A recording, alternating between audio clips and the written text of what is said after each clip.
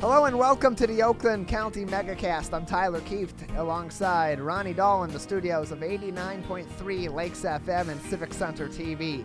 Civic Center TV, of course, on Comcast Channel 15 and AT&T Channel 99, as well as our other TV station on the family of stations, Birmingham Area Municipal Access, also Comcast Channel 15 and AT&T Channel 99. Additionally, you can watch the Oakland County Megacast every day from 10 a.m. to 12 noon, live in high definition on civiccentertv.com. You click on our Watch Live link, and you'll be able to watch the entire show live. And we're also on other community radio stations and television stations as well. Our other radio station on the network, of course, is 88.1 WBFH, The Biff, out of Bloomfield Hills, service of the Bloomfield Hills School District under the leadership of station manager Ron Whittables. And today, our Facebook partner we're joined by today is the West Bloomfield Township Clerk's Office. We'll talk to Debbie Binder about how they are protecting absentee ballots and providing more opportunities for those that decide to vote absentee to get their voices heard in the upcoming primary and general election later on in the first hour of the program. But, of course, today we got to begin like we begin each and every day on civiccentertv.com/coronavirus as we bring you the top stories of the day related to COVID-19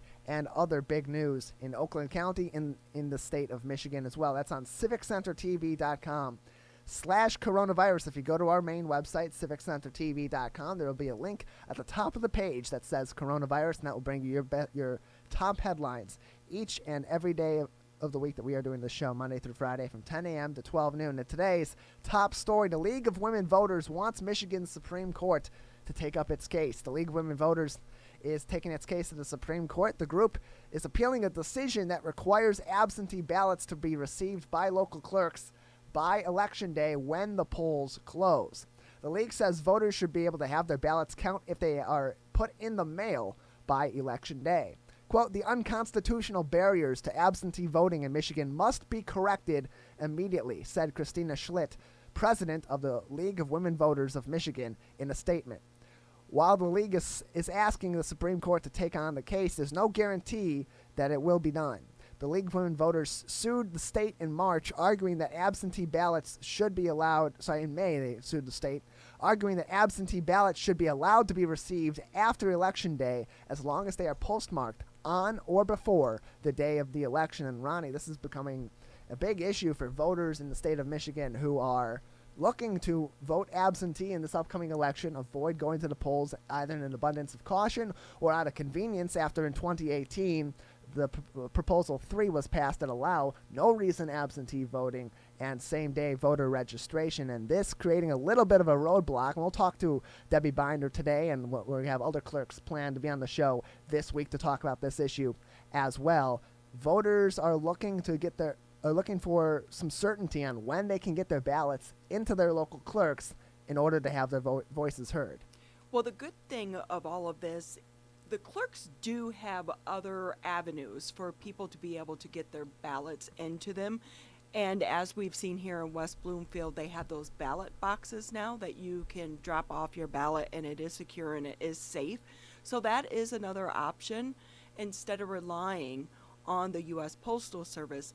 But what would be the cutoff date, and how long would it be for the Postal Service to be able to get that information to the clerks, and how much would that actually delay getting the results from an election? And even then, there's still that uncertainty there, because you can say the post office is taking 3 to 5 days to get most letters across town processed and to their destination, and that maybe they'll put more emphasis on, okay, this is clearly an absentee voter, an absentee ballot that is being sent to the local clerk. That's got to be some sort of priority. But even then, there's no distinct guarantee of how long it's going to take, because there's going to be an influx of other mail as well as there is on any given week. And the post office is already seeing issues getting mail sent out and delivered on time as it is, which is why we're seeing situations like yesterday.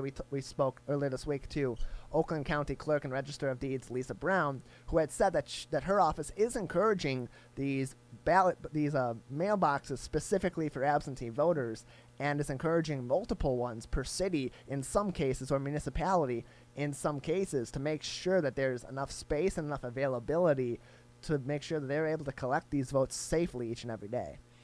Have you ever mailed a letter? You mail one to, let's say, California, and it gets there sooner than the one that you mailed across the street or across town?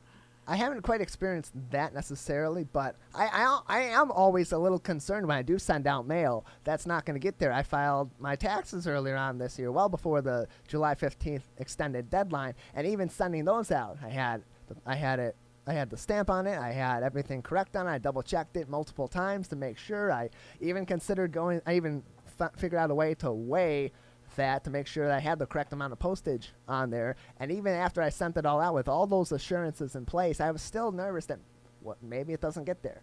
Maybe it gets returned. Maybe it gets lost in the mail. I don't know. And I need it to be in within a few days, ideally. So there's always that uncertainty with the U.S. mail, especially in times like this when the United States Postal Service is so overwhelmed and underfunded. It'd be interesting to see if the Michigan Supreme Court does take up this issue, or is it going to stay with the lower court decision?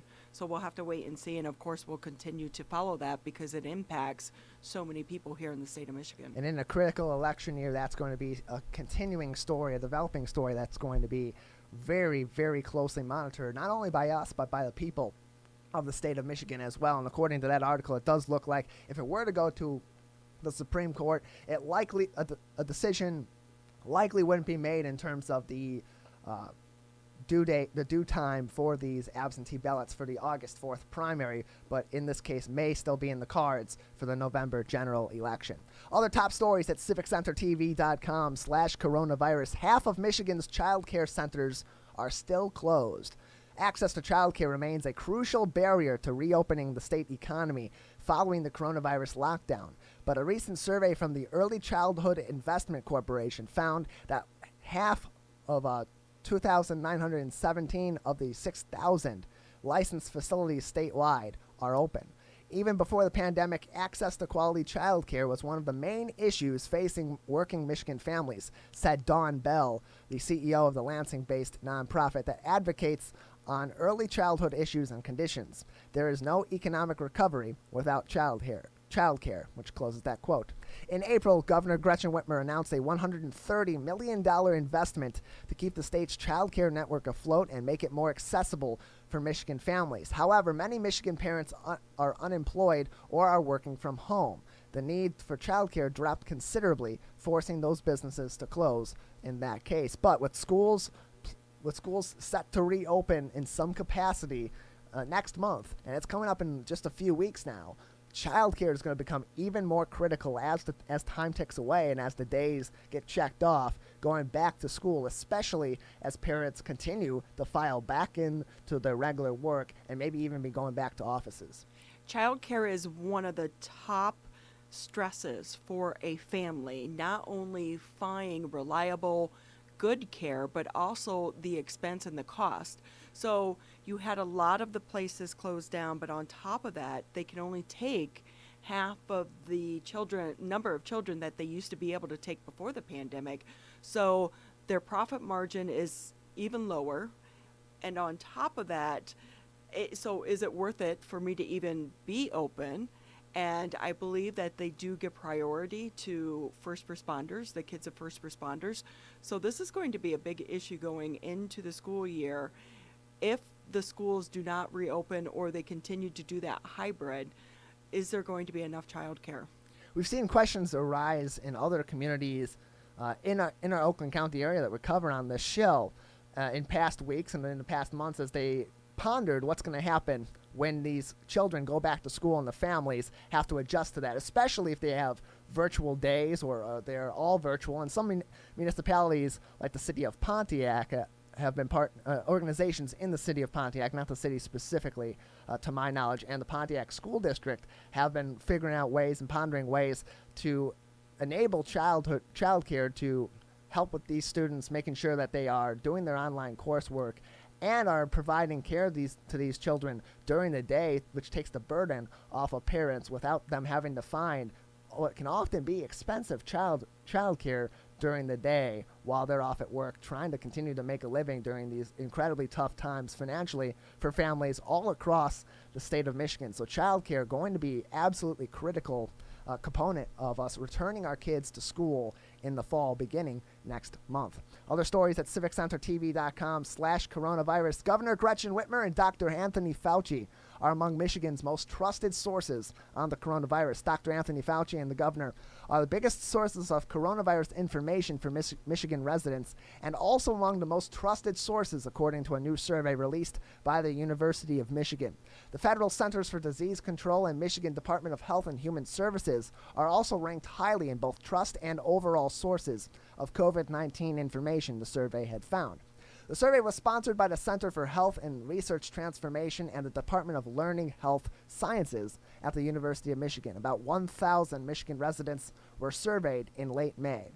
One big takeaway from the survey is that more than 80% of respondents put a great deal of trust in their own healthcare providers, making that group the most trusted source of information. But only 38% have received coronavirus information from their doctors, the survey found. So, Ronnie, these people we're seeing speaking on the coronavirus either daily, weekly, monthly, or very often during those time periods, in this case for the state of Michigan, Governor Whitmer, and nationally, Dr. Anthony Fauci, still now rating really highly amongst how much they are trusted by the general public, which for what the purposes of what information they are giving out to the public, that's got to be a good sign for them going forward that they're doing something right. I was a little bit surprised that the number was so low from people getting information directly from their doctor. Yes. But when you really take into scope this pandemic and our lack of access, or maybe we weren't going to the doctor as much for routine, regular checkups, then it makes sense that you wouldn't be an overburden to your primary healthcare physician to try to get this information when you are getting so much out there from nationally and from our elected leaders, as well as from the CDC. There's a lot of information, but there's also a lot of misinformation. So I think it's really good that now people are getting smarter about where they're getting their information. They're not relying on just posts from social media. They're checking things out. They are going to the CDC, the Oakland County government's website, some reliable information. And that's what you need to do, is you need to have that same message. I think in the beginning what was so hard is we've never been through this, so there was so much changing information, and it still changes because they're still trying to get a grasp on this virus, and it changes, and they're trying to learn as much as they can about it. And I think there's a factor of, I feel a little bit under the weather today, or I'm feeling a little bit of a headache, or I got a little bit of the sniffles today, and I'm really concerned. I don't know what's going on. I'm going to call my primary care doctor. People are taking more caution, and they're finding that information, like you say, on social media or in publications that they don't entirely understand. And so when they do go to their primary care physician, they're asking those questions and getting clear answers, much like we often do with Dr. Jamie Tawil on this show, getting clear answers that clear up any confusion that may be caused by those posts, which often do include several points of misinformation. He is such a great asset to the people of Oakland County and to us here on the Megacast. Anytime you have a question, he is clear and he's concise and he's accurate, and it's so great to have him to be able to share his knowledge with us directly. Lastly, on civiccentertv.com/coronavirus, Michigan reports 489 new coronavirus cases on Monday. The number of coronavirus cases now in Michigan has surpassed 74,000, according to the most recent data provided by state health officials. Michigan, of course, as I said, reported 489 new cases on Monday, bringing the grand total to 74,152 cases in the state of Michigan total. The state also reported 7 new deaths attributed to the virus on Monday, which brings Michigan's coronavirus death toll to 6,126. As of Friday, Michigan reported 55,162 residents who have recovered from the coronavirus. Michigan currently ranks 13th in the U.S. in total coronavirus cases, according to data gathered and provided by the World Health Organization, which factors in probable cases as well as confirmed cases of the virus. So Michigan's still seeing a little bit of that uptick, still in the 400 to 500 person per day range. Not quite this week so far have we seen from Sunday until present a major spike like we saw midweek last week, where we were at about 890 some cases on that particular day, with another 100 probable.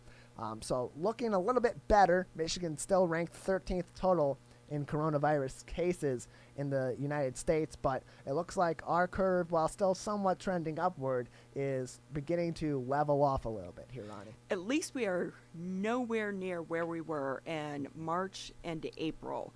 So hopefully if we can stay this course and continue to bring the numbers down, that's going to be good news for all of us here in Michigan. And hopefully soon, we are going to get to phase 5 so more and more businesses can continue to reopen. All of that information online on civiccentertv.com/coronavirus. And we talk about misinformation. We have direct information from trusted sources nationally, locally, and statewide. The Centers for Disease Control, the state of Michigan, Oakland County, and access to your local municipalities as well. So you can get direct information from the sources that is clear and concise, and you won't have to worry about whether or not you're getting false information from unreliable sources. All of that, all the access to those resources on our website on civiccentertv.com/coronavirus, because all this misinformation can give you a lot of anxiety and can add to more of the stresses of dealing with this coronavirus pandemic on a day-to-day basis. And of course, joining us to help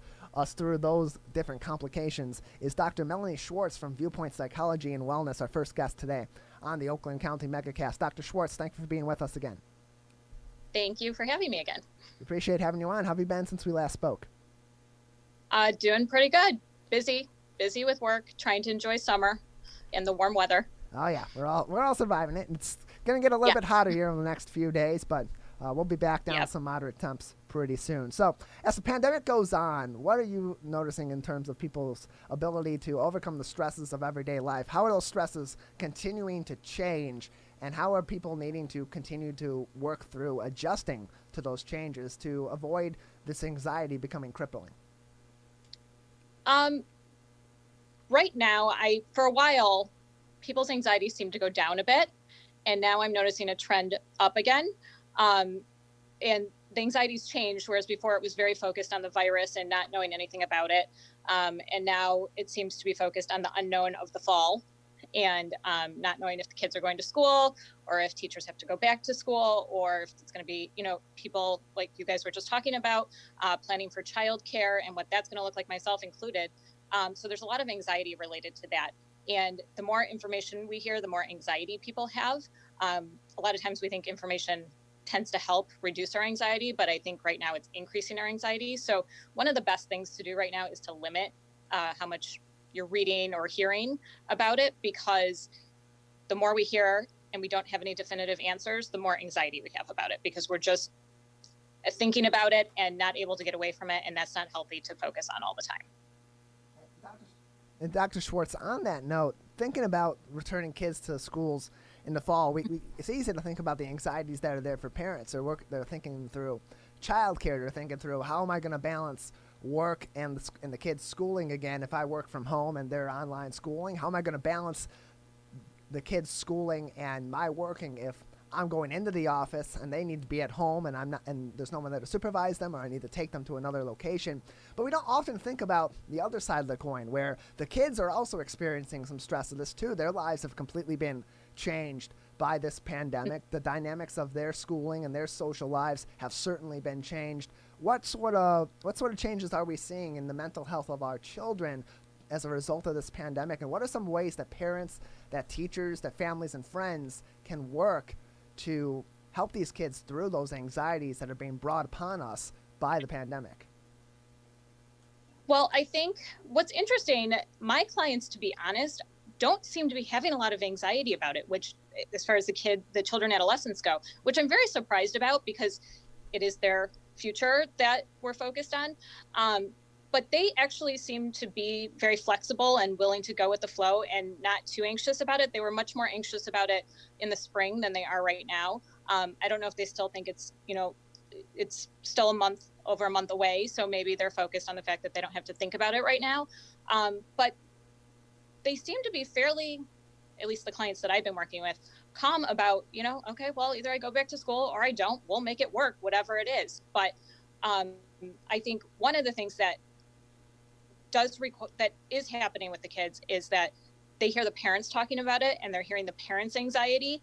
And I think that's what kind of feeds their own anxiety. And so maybe not having these conversations around your children would be a good idea right now, just to limit their own anxiety about it, because children feed off of their parents' anxiety. So they're going to be more anxious if they notice that the parents are more anxious. Beyond just not talking about it in the presence of your kids and stressing about that in the presence of your kids, what more can parents do to ease their anxiety so that they can have those productive conversations with their significant other, with family members, with family friends, with childcare providers, and so on, and make those decisions without bringing that stress outward into the family area where they're often these kids rock, so to speak? Well, I definitely think that it's important to have the conversations with your kids, just not all the time. Sit down and say, what do you guys think about going to school in the fall? What if it's this? What if it's that? What if it's a hybrid? What if it's full-time in school? What if it's full-time online? What are your thoughts about it? How do you feel about it? Sit down and let them be mindful of their own emotions. And you can talk to them about your own feelings. There's nothing wrong with that. But because it's a constant conversation these days, that's the part that's unhealthy for the kids. But definitely having them tell them that you have a plan and you will figure it out for them so that they don't have to worry about it. It's the parents' responsibility to figure it out. They will do so no matter what it is. And so let them be kids. Let them, if you're allowing them to hang out with their friends, let them hang out with their friends or do social, be outside, do the things that they would do during the summer, so that they don't have to focus on the stuff that the parents have to worry about.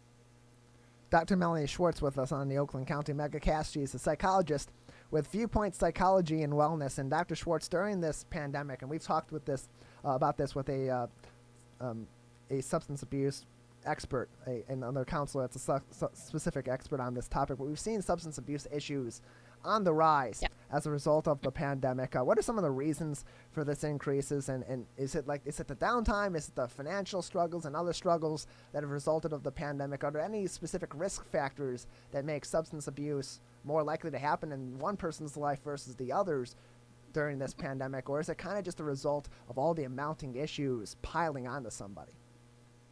Well, it's definitely the result of all the mounting issues. It can be boredom, it can be anxiety, it can be stress, it can be depression. All of these are contributing factors.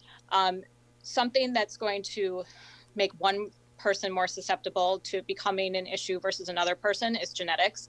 And if they have a substance abuse history in their family, they're more prone to it becoming a problem for them.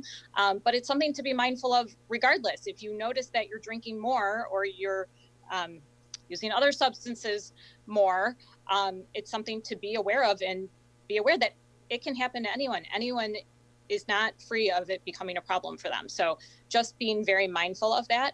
And I mean, people are using the substances to avoid dealing with reality, to get a break from what's going on. And, when you're stressed all the time and you're anxious all the time, or you're depressed, your depression is increased, as it seems to be for a lot of people right now. They're looking to get a break from it. So that's why the increase is happening. But it's extremely important to be mindful of it. If you can recognize that it's a problem, talk to somebody about it, whether it's a family member, someone who can get you help, talk to a therapist, whatever you need to do if you can recognize that it's an issue. And also be aware that somebody else might bring it to your attention that it could be an issue.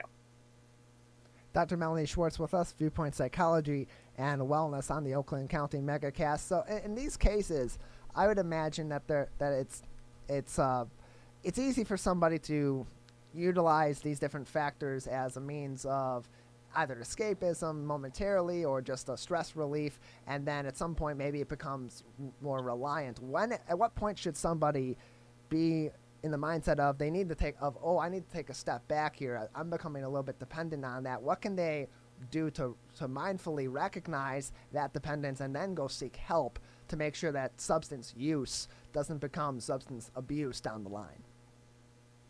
Well, I think definitely if they're aware that they're using more frequently, if they went from maybe having a couple drinks once a week to having several drinks every day, or they're noticing that they need more substance, whatever it is that they're taking, to get the same feeling that they were before, that's when it becomes a problem. And that's what's. Oh, go ahead, please. Oh, that's where you need to become mindful and be aware that that's where the problem starts. And when that starts to happen, you need to back off or you need to get some help.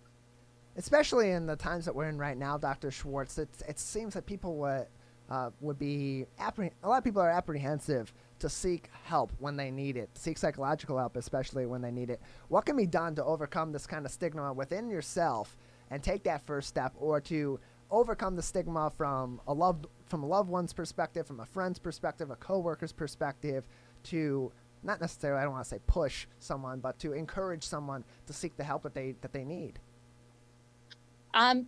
That's a difficult question because everyone is going through a process right now, and there's different stages of change that people go through, where they start out where they don't recognize that there's a problem that they need to deal with, whether it's substance abuse or anxiety or depression. Other people might notice it, but they don't. And then they go into more of a stage where they start to recognize it, but they're not necessarily ready for it to make the change or seek out help. And then they start to go into the phases where they're ready to start to make the change. So you can't really push anyone, or people may not be ready to hear that they need to make a change. So that's kind of a difficult question in terms of when someone's ready or how to push them to be ready. You can't really do that. What you can do is just support them, be there for them, suggest maybe therapy would be a good idea. Talking to someone would be a good idea. AA, NA, any of those things would be a good idea for them. And then just be there for them through their journey and their process of their struggle and what they're going through. I often find that in those cases where I seek help from other people, or I want to have those conversations about my mental health with somebody that I trust and someone that I care about, or with a professional, that often there's a point where you have that realization that, okay, I need to seek some help here. I need to have a conversation with someone. And that first step, as cliche as it is to say, that first step's often the hardest one to overcome. So for someone that is in that mindset, and they know that they have a limited time window of where they're going to be in that mindset, what can they do then to execute on that idea that I need to seek some help here? I need to have this conversation with somebody, if not professional, then somebody that I trust, to move things forward and work on my mental health before these become mounting issues. I definitely think the services are there for them, whether they're talking to a friend, whether they're talking to a colleague, whether they're talking to a family member, who can help them find what they're looking for, what they need. That's one way to go about it. Obviously, Google, I hate to say it, is a great way to find the help that you need, whether it's a hotline or you will find the services that you need that way. We get a ton of phone calls at Viewpoint that people don't know what they need or where they want to go, and we'll talk them through and try to help them figure out what direction do they need to go. Do they need a therapist? Do they need more intensive care? Do they need an AA meeting or NA meeting? What do they need? Because a lot of people just don't know which direction to go. And so pretty much if you are calling a mental health facility, whatever that may look like, somebody will help walk you through that to help you figure out what services you need and where you can get those services. Dr. Melanie Schwartz with us. She's a psychologist with Viewpoint Psychology and Wellness. My notes indicate that Viewpoint's now offering teletherapy sessions. How do they work? What's the feedback been like from patients regarding these sessions? We've actually gotten really good feedback on it. And we're kind of, like the schools, are doing a bit of a hybrid right now as the numbers have gone down. So some of our therapists are back and they're doing a combination of in-person and teletherapy. Really what it looks like is it's very similar to being in a room, except that you're over a HIPAA compliant platform where you talk to your therapist for an hour, 45 minutes. It's generally very user-friendly. We use a variety of platforms that work for the client that we're working with. And really all they would have to do is contact our office or any office at most practices in the area. In fact, all practices in the area are using teletherapy at this point. And they will get you set up and give you the information that you need to get started. Some people do prefer in person, which is why we kind of have this hybrid plan in place right now. And some people just do better in person, which makes sense. We all, to some degree, would prefer in person, but it's not necessarily possible right now. And I don't see teletherapy going away at all, ever, because it was here before all of this, but now I think it will be more utilized even after the pandemic, because it's convenient. People don't have to go anywhere. They can do therapy from their house, or from their office, or from the car, from anywhere. And so it's very user-friendly, and we've gotten a lot of great results from it. Dr. Schwartz, anything else you'd like to touch on, or any lasting advice for our audience today before we let you go? Self-care. I know I've talked about this in the past, but it is extremely important, just to make sure that you are doing things that are healthy for you, that you enjoy, that are fun for you. Get out in the sun, enjoy the summer before, we're back inside and we have our cloudy, snowy days again. These are the things that will help us get through this right now. So just self-care, and reach out to somebody if you need help, and the help is available for you. Well, Dr. Schwartz, thank you very much for being with us today. Of course. Thank you. Appreciate it. Dr. Melanie Schwartz from Viewpoint Psychology and Wellness with us on the Oakland County Megacast. And Ronnie, it's so critical right now that if you're going through a rough time, and a lot of people are, because there's a lot of different factors, as Dr. Schwartz had mentioned, and others that we didn't mention in that interview, that contribute to making for a rough time and bringing on depressive feelings or feelings of anxiety. And right now is more critical than ever, I would think, to be addressing those issues, because on top of those factors in a general sense, the pandemic contributes to them and inflates them so much. For most of us, we've never been through a pandemic before. So the longer it drags on, the level of stress continues to build, because in the beginning you thought, okay, this was going to be 2 weeks, maybe 2 months. We're into 3 months now, and now they're saying that this could last through the rest of the year. And so that anxiety and that stress continues to build, because in the beginning maybe you thought, okay, I can get through this for a couple weeks, I can get through this for 3 weeks. And like she said, I will admit, there were times I had to shut off the news. I couldn't take it. I couldn't listen to it anymore.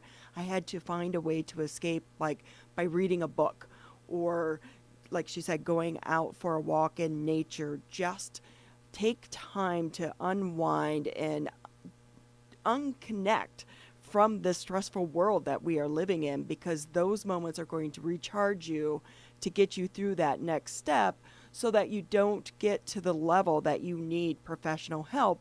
But I think the stigma is also not as pronounced as it once was for people that do need to get professional help. It is okay to do that. And I think you're starting to see more and more people recognize that, and more healthcare plans are providing that service as well. And as we're seeing the pandemic's effect having more of a triggering nature on a lot of people, I think that people, and one of the reasons maybe the stigma has been less powerful during the course of the pandemic, is because people are recognizing just how much of an effect that day-to-day life and day-to-day stresses can have on people. And then you add on to additional stressors or stressors that have exponential effects, like a pandemic, or like the pandemic and all the mounting issues that come from that. And I think people are more recognizing just how much of an issue that these issues we're dealing with can cause for people on a day-to-day basis, and that's breaking the stigma in a bit. And there's so many things that are causing anxiety during these times, and the upcoming elections in 2020 in a pandemic year are certainly a factor in that. And joining us now to talk about ways we maybe can reduce our anxieties and reduce our stresses from discussing all the many different mounting issues we have during this election cycle. We're joined once again by Oakland University political science professor. He is also, just a moment there as I shut off our phone system, he is also the director of the Center for Civic Engagement at Oakland University. David Dulio is back with us again. Mr. Dulio, thank you for being with us today. Hey, it's my pleasure. Good morning.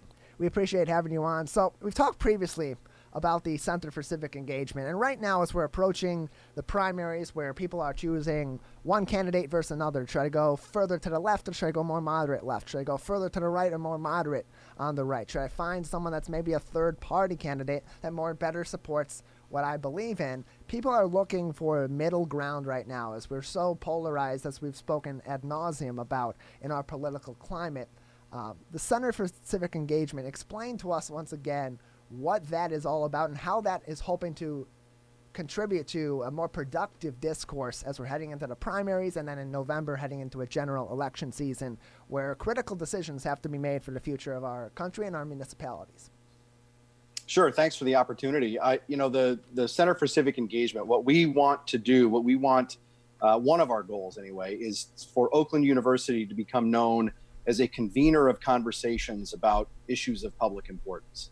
And that conversation, or those conversations, can take many forms. It can be a panel discussion, say, about a public policy topic.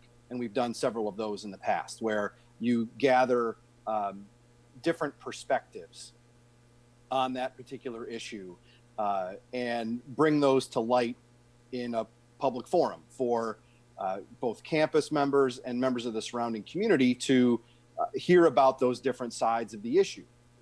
We want to be down the middle. That doesn't necessarily mean moderate, and we certainly don't take any sides.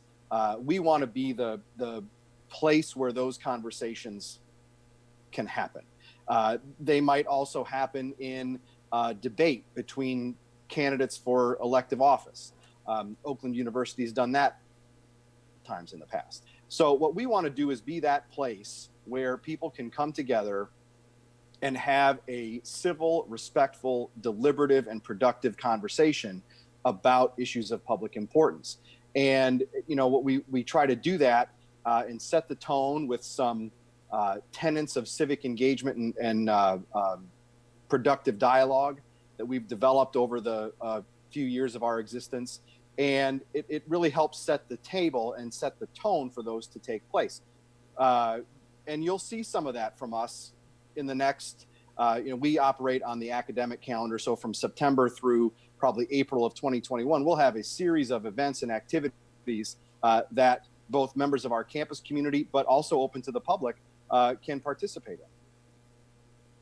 David Dulio with us. He is the director for the Center of Civic Engagement at Oakland University. And those conversations that you're having and that you're facilitating at the Center for Civic Engagement are so important, especially right now where we are very much seeing my side versus your side. I believe in this, and anybody else that doesn't believe in that is wrong, regardless of what party affiliation you have or what issue what you believe in from an issue-to-issue basis. And these different kinds of civic engagement that are being encouraged by Oakland University, by the Center for Civic Engagement, can help serve as kind of a benchmark for having those conversations with people that you work with your family members, with other people that you are encountering out on the front lines of these political issues, and open up that dialogue in a more productive manner.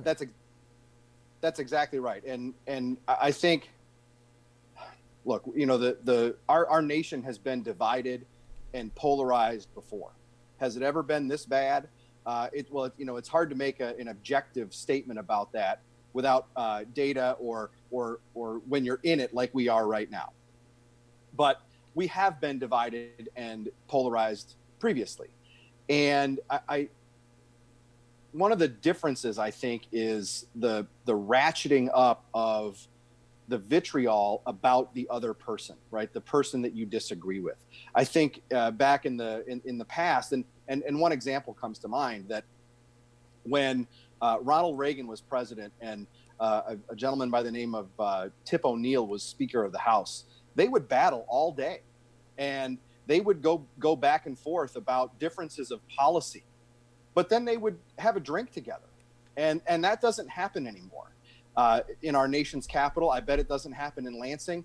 There were relationships between elected officials that were partisan and divided, only in terms of policy, not in terms of personal vitriol. And I know that is seeping into the public, where you see some of the sparring that's going on back and forth between different sides of various issues right now, whether it's from protests over police violence or heck, even wearing a mask, right?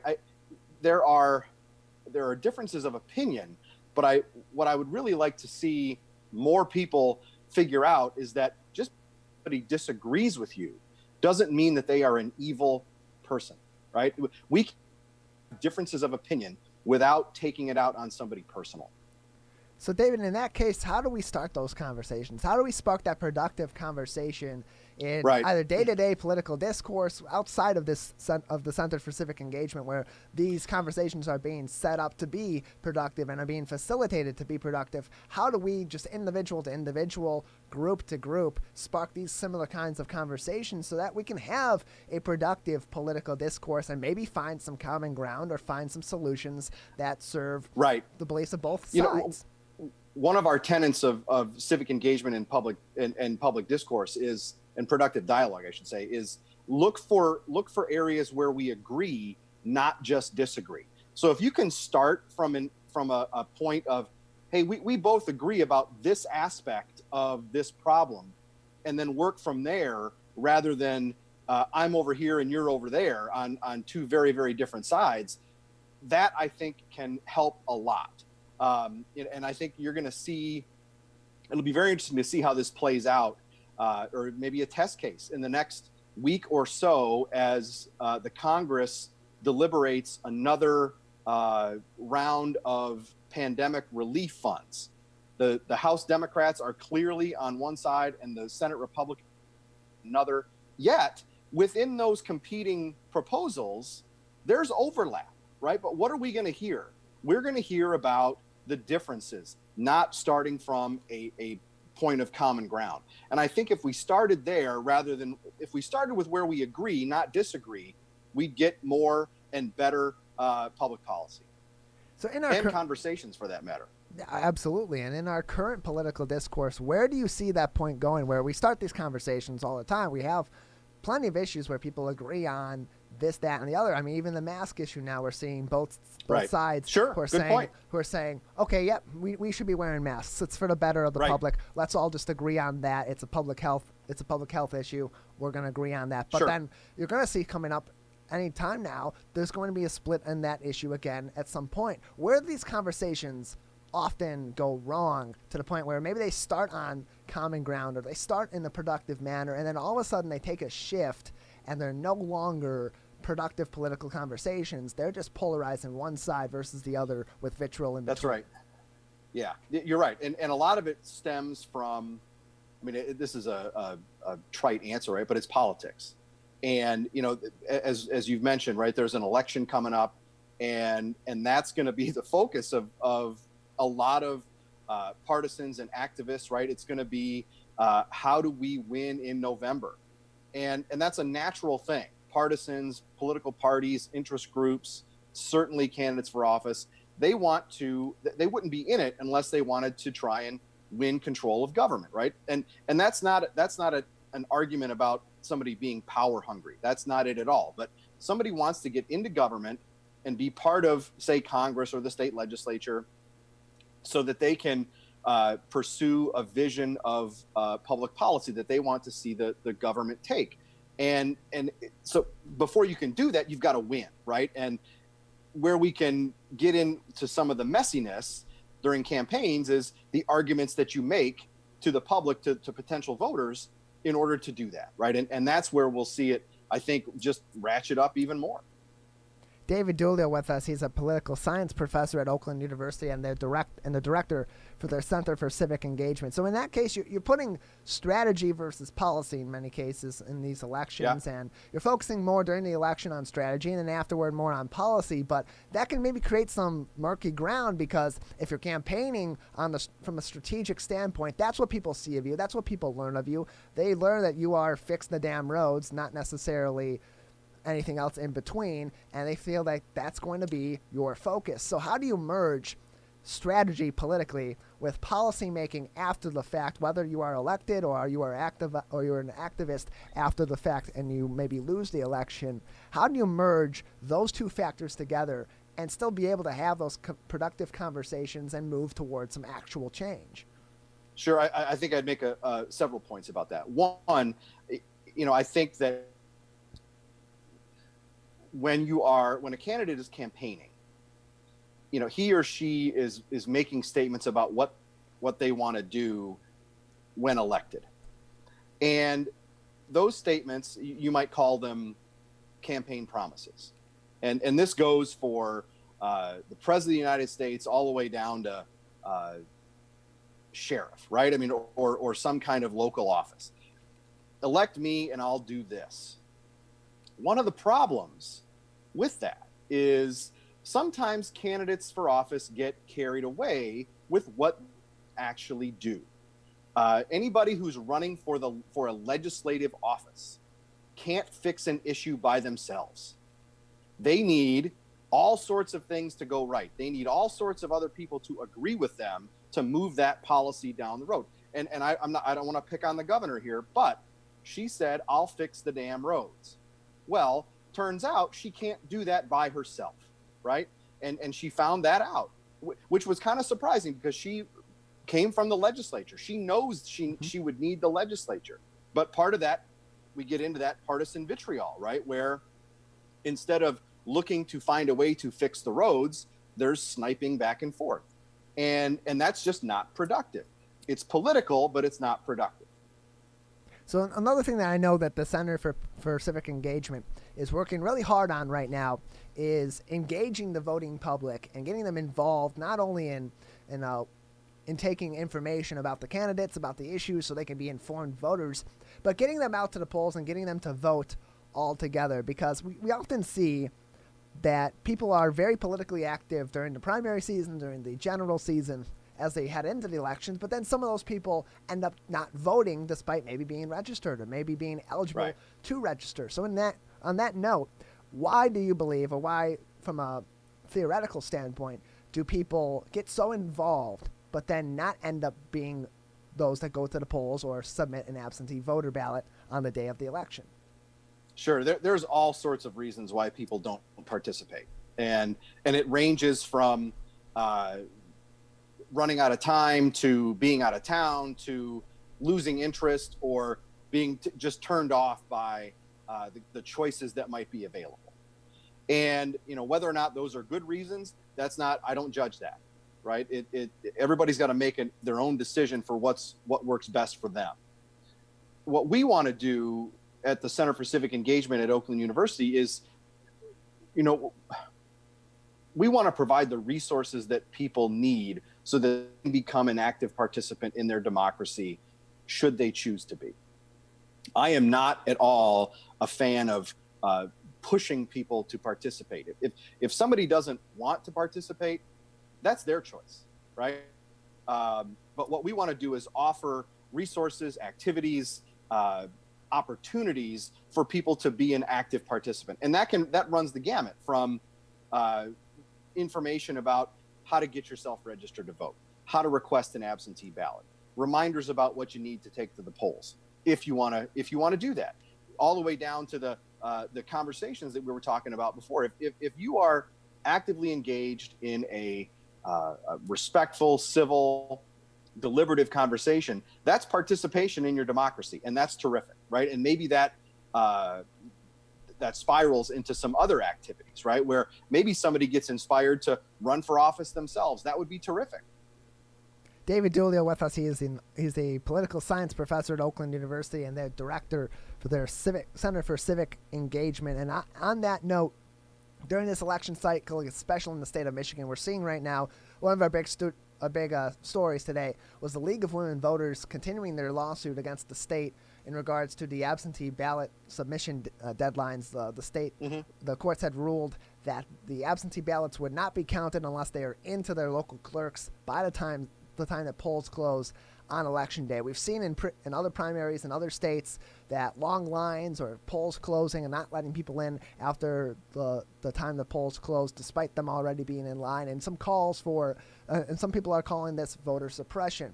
How big of an issue in this election cycle, in both the primaries and the general elections, how big of a factor is the ability to vote simply, easily, and effectively for the general population, both in Michigan and across the union, going to be in people making their decisions at the polls?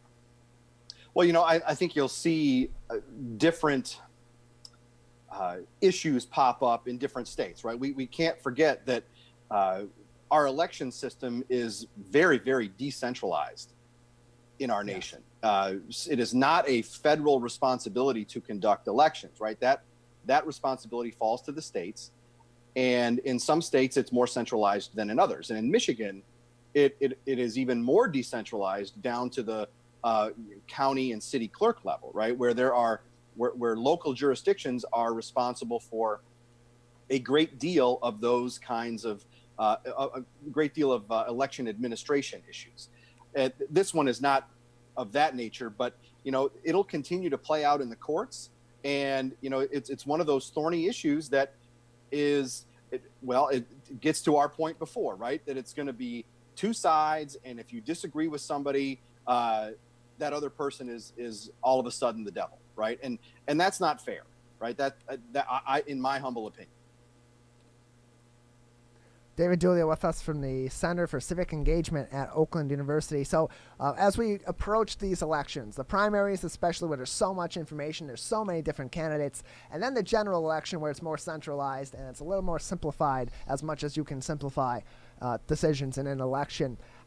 One issue that I've been concerned about since even before I was of voting age is fostering an informed voting public, because a lot of the times people will have certain political affiliations based on who their family and their friends are affiliated with, based on information that they hear in political ads, whether it be print media or digital media or any other form, and they're not necessarily doing their research and having that critical thought about what do I believe in and who supports that best, both in policy and in just our general beliefs. What can we do as a community to help to foster an informed voting public and work together, whether we are on one side or the other, to ensure that everybody, as many people as possible that are going to the polls, whether it be in August for the primaries and November for the general or future elections, are doing so in an informed manner, so that they're making votes based on what they actually believe in, not necessarily just on what they hear and what they believe is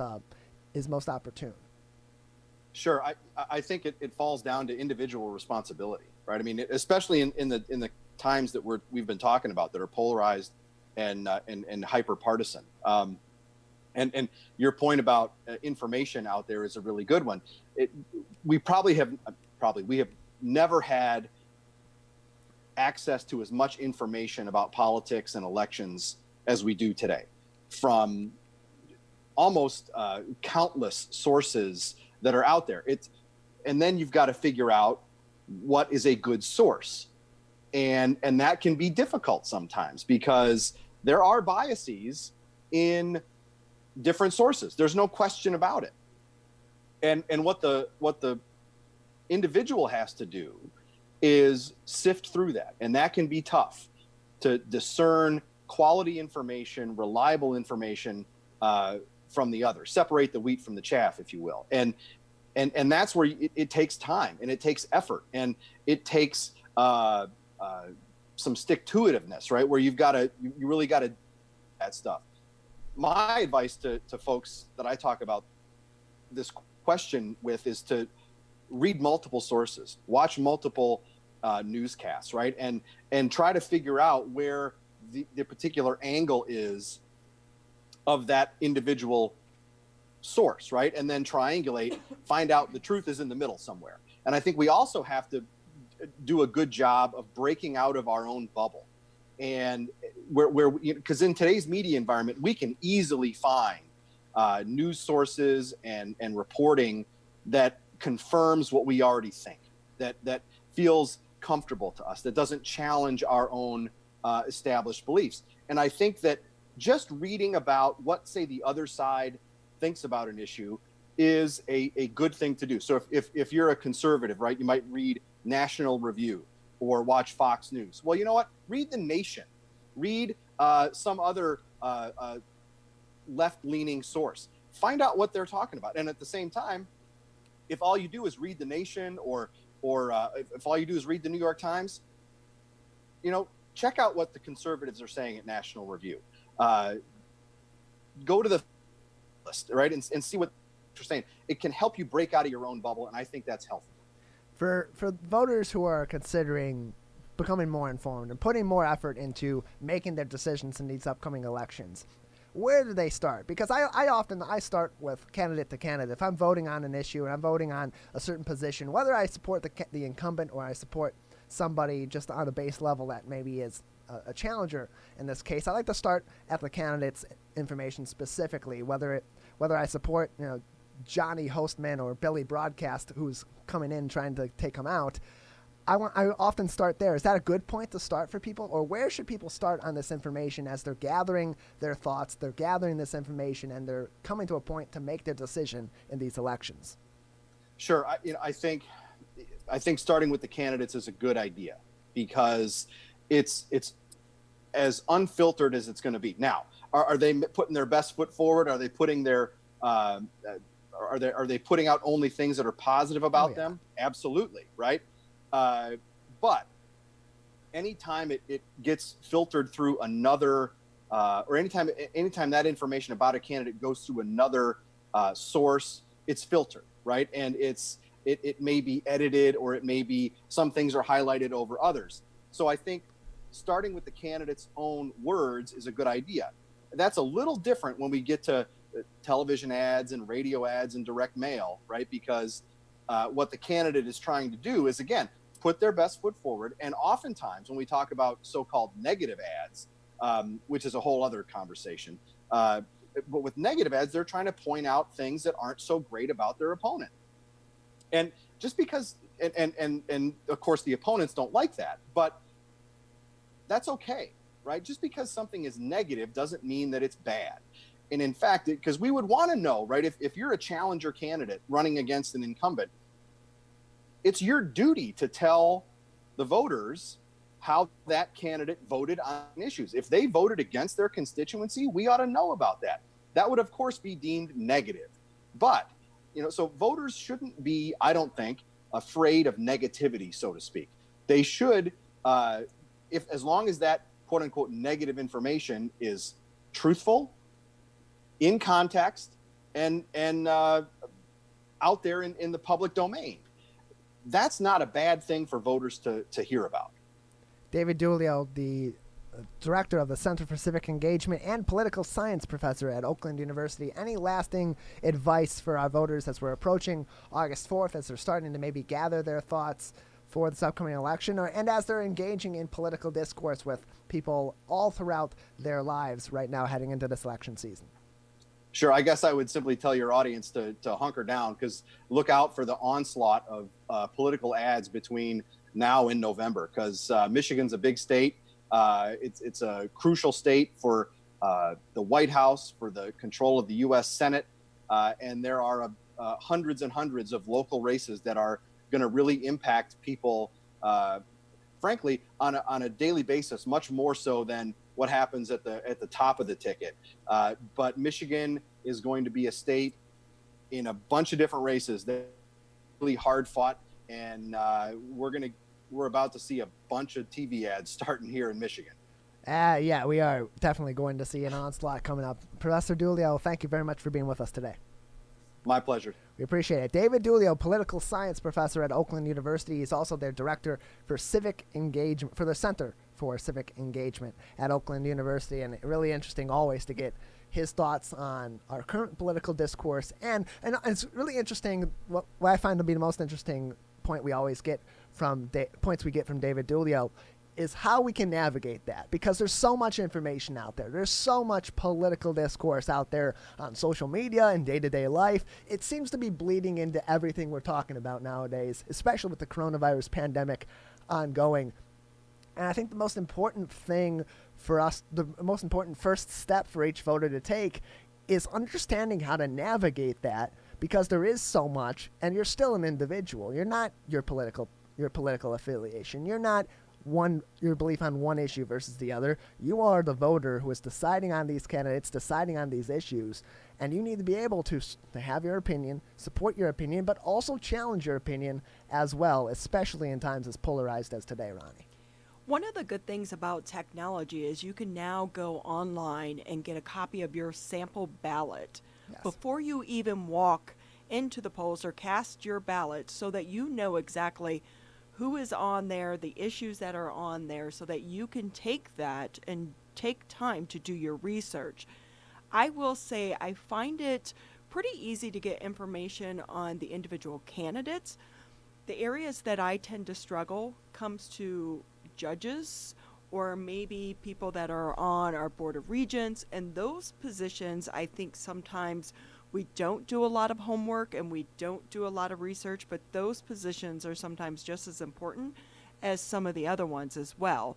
So take your time, get the sample ballot, and go through, do your research prior to it. The good thing about technology now and transparency is you can find a lot of the information online. You just have to take the time to do the homework and try to find it. A good place also to start is with some of these campaigns and their PAC money and things of that nature. Find out who is funding certain candidates and why are they funding that candidate. But also, I'm kind of a document geek, just so you know, Tyler. I spend my time when I'm bored going through court documents or campaign records. That stuff is online. Yep. But a lot of people don't realize it's online and it's a searchable database, and you can take your time and go ahead and do that. Do a little bit of research, think for yourself.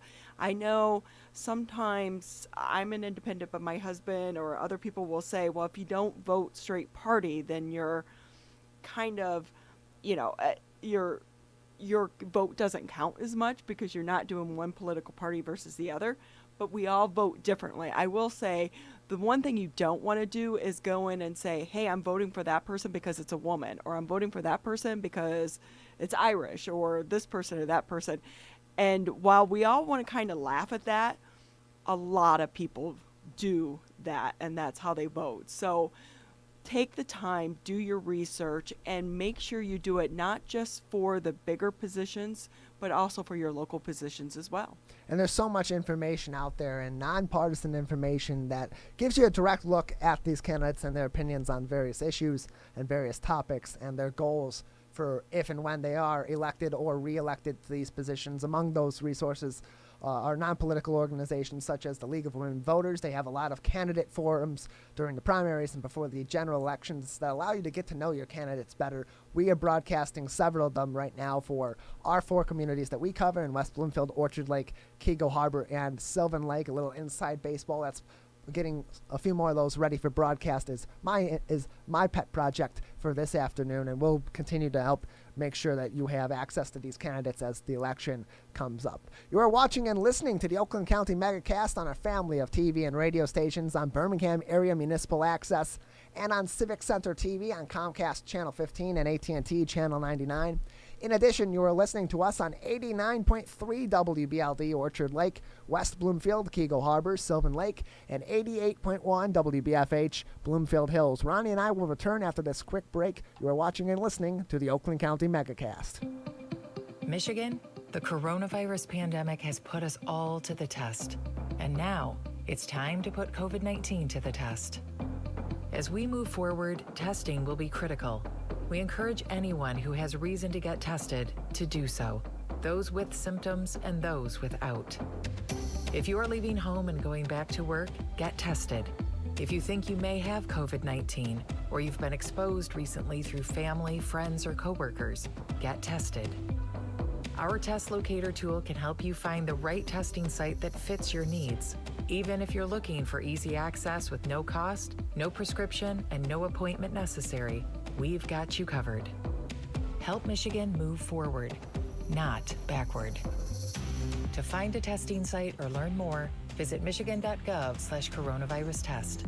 A message from the Michigan Department of Health and Human Services.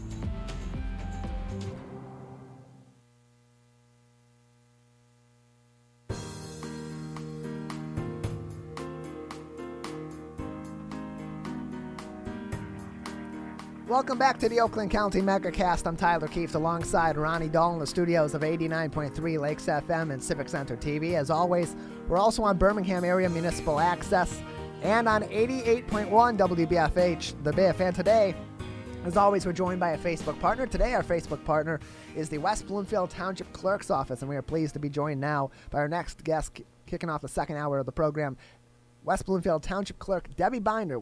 joins us once again on the Oakland County Megacast. Clerk Binder, thank you for being with us today. As always, it's a pleasure to be here. Thank you. How are things going at the clerk's office? Busy time of year as you're preparing for the election. It's a busy time of year, Tyler. I like to say, elections are always busy, and then you have an election that has historic turnout, and now you have an election that has historic turnout that is also operating in a COVID-19 environment. So we are definitely hopping and doing everything we can to process ballots and keep our election workers safe. So it has been a challenge, but we're meeting it. We talked a little bit about this with Oakland University Professor David Dulio, that there's a little bit of a battle going on with when absentee ballots are going to be due in order to count in these elections. And we won't get into the politics of that, Debbie, but there's so many new absentee voters in this upcoming election because of what was voted in through Proposal 3 in November of 2018 that allows no reason absentee voting. We're expecting, and we've talked about this before, an influx of absentee voters. And with the uncertainty of the due date, a lot of these local municipalities, in partnership with Oakland County and individually even, are doing their part to provide different avenues to collect these ballots and make sure that each one of these voting voices is heard in this upcoming election. What is West Bloomfield doing to help support these absentee voters and make sure that they are having their voices heard and are able to vote safely and securely in these upcoming elections?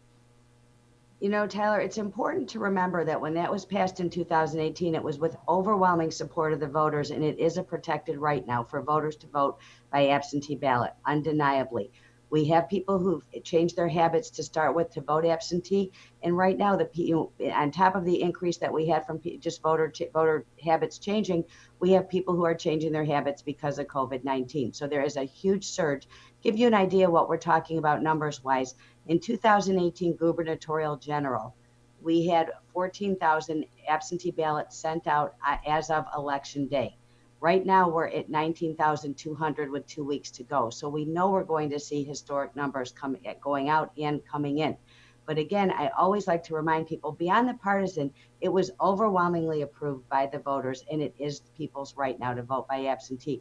So we do everything we can to make that right accessible to the voters. We have, we follow election law. Now, the part you had mentioned about when ballots have to be back, that's following election law as well. Those ballots at this point have to be returned by 8 p.m. on election day. We have to have them here. Right now, we're undergoing a big push in a campaign to try to educate voters to get those ballots back, bringing them to either the drop box that we've always had or one of our new drop boxes, or bringing them to the clerk's office. The mail service has been delayed, and we don't want any voters to miss that opportunity because the mail's delayed. So right now, we've tried to make it as easy as can be. We always had a drop box for many years on the east side of the building. We just added a huge drop box on the west side of the building. One thing I will tell voters if they use it is that they need to give that ballot a good little tap to get it through the slot for ballots. But those are available 24/7, no postage required. They're emptied multiple times a day, and that gives the voter an easy way to get that ballot back to town hall. Right now, we are encouraging all voters who contact us to not rely on the mail service at this point, but to rather get their ballot delivered back to town hall. Or if they haven't received one yet, we suggest that they come get one at town hall as well, just allowing for a delay in the mail service. Again, that ballot has to be at town hall by 8 p.m. on election day in order for it to count, pending any legislative changes. The way it stands right now is 8 p.m. on election day. West Bloomfield Township Clerk Debbie Binder with us on the Oakland County Megacast. You mentioned the large ballot box that you have on the west side of the building. It's on the side with the West Bloomfield Township Public Library right across the way in the parking lot from Town Hall. And there's maybe some concerns with these ballot boxes in West Bloomfield and in other municipalities that there may be some potential for attempted tampering with these mailboxes and some potential issues that amount from that. How protected are these ballots? Obviously, you have the police department on site in the Civic Center complex that's right there, and I don't imagine there'd be a whole lot of criminal activity necessarily through Oakland County in regards to these election ballots, but it's something that's on people's minds and something to think about. How secure is West Bloomfield ensuring that these ballot boxes are and preventing them from any tampering or theft? Well, again, like you said, we are on Civic Center campus with the police nearby. These are secure ballot boxes that are created and designed and sold for that purpose. Additionally, we have cameras on them, and they're emptied multiple times a day when we're here. And there is patrol around the campus to make sure they're secure. Everything, there's a great angle on the camera, so we do the best we can. I also want to point out that we've had a ballot box on the east side of the building for many years. This is not something that's a new concept. We just recognize that with an increase in absentee voter turnout, that we need to have a larger drop box to collect those ballots. It isn't a change. We've been doing it for years. West Bloomfield Township Clerk Debbie Binder with us on the Oakland County Megacast. We talked with Lisa Brown, the Oakland County Clerk and Register of Deeds, yesterday about the Oakland County Democracy Initiative, which is a partnership between, of course, the county offices, the Board of Commissioners, the Executive's office, and clerk's offices in many municipalities in Oakland County. And one of the topics that came up, as always, comes up with in our conversations, is the need for election workers. Is West Bloomfield still in need of more election workers? Who are you looking for? Who would be qualified? And what are some of the roles that need to be covered by these election workers for both August and for the November general? Okay, so we always need election workers. The average age of the election worker in Michigan was deemed to be 76 years old. So for sustainability, we need to constantly keep, bringing in new people and new faces. We have about 15 to 20 a year that retire, that have done their time. Many of them have been working elections for 20, 30 years, and it's time for them to retire, and it's time for the next generation to come in. So we work hard to work with the schools to get the word out. You have been a tremendous community partner with Civic Center TV and with the radio station to get the word out and let people know we need election inspectors. We're always trying to get younger ones to come in and get involved. For the younger ones, it's a great way for them to get something for their resume and their college application. Phenomenal entry for that. And they do get paid. Now, it's usually not the pay that brings them back, but it is a great opportunity, and people understand the importance of giving back to their community. So we can get them involved either at a precinct, working with people who come to vote on election day, or the absent voter counting board, which, as I mentioned, is going to have historic numbers coming in. We know that we're going to be processing more absentee ballots than we've ever processed, which means we will need more election workers than we've ever needed. So I am constantly encouraging people to consider it is a wonderful way to give back. You get paid a little. It's a long day. And I know I heard Clerk Brown say the same thing. It is a long day, but everyone complains and they all come back because they really do enjoy it. So I encourage people to get involved. They have to be 16 years of age or older, and they do not have to live in West Bloomfield Township. If you're looking to get involved or see this as a great opportunity for you, contact the clerk's office. You can either email dbinder@wbtownship.org or call the clerk's office at 248-451-4848, and we'll get you an application. Also, the application is online and the clerk's page under elections and voting. There's one called the election inspector application. So I encourage people to get involved. We'll get you in the circle where there's training involved. So we don't just throw you into a precinct on election day. You are trained and you feel like you know what you're going to do. And there's always, when you get into a team, there are always people who've been doing it for many years. So the first year can be a little intimidating for some people, but they very quickly learn that they're not alone and there's a group there to make sure they're supported, and they come back again year after year. Debbie Binder with us. She's the West Bloomfield Township Clerk with us on the Oakland County Megacast. The Megacast today also on the West Bloomfield Township Clerk's Facebook page via Facebook Live. Debbie, people want to go to the polls informed of who they're voting for. Maybe they know about the more extensive races or the more widely advertised races, like that of major positions such as the Oakland County Executive, Oakland County Treasurer, or Township Board Trustees, where they know who's going to be on the ballot. But in some other cases, like maybe prosecutor or Oakland County Commissioners, and down the line, they may not know what some of those issues are, some of those positions are, and those candidates. Where can people find their specific sample ballot so that they know what they're going to be voting on, and they know what they need to be looking into as they prepare themselves to vote in August and in November? Well, the ways they can get sample ballots, they can either contact the clerk's office, because we do have sample ballots available, but they can also go online to the Michigan Voter Information Center, enter their specific information, and they will get the ballot that they will be voting in the precinct. It's a good way to come prepared if you're going to vote in the precinct or if you're going to vote at home. And I know Professor Dulio talked about getting information and making sure that you have information on your candidates. And as you mentioned, Tyler, it's not always easy to get information on the candidates at the not running at the higher level offices. So a good way to do that, there's two ways. One is the League of Women Voters Guide. And we always get asked for the League of Women Voters Guide. It's a longstanding source of information, nonpartisan, on where candidates answer questions, and it's published. Now, in the primary, it's available online. For the general election, they'll have them available in a print copy that we will have some available right here at the clerk's office, but it's always available online. And as you mentioned, the candidate forums that you guys cover. Additionally, there's more of a grassroots organization called the Oakland County Times. And the woman who runs it, her name is Crystal Proxmire, and she interviews all local candidates, no matter the size of the race. She's interviewing those candidates. It's a great way to bring those candidates into your living room and hear from their mouth the words about where they're coming from.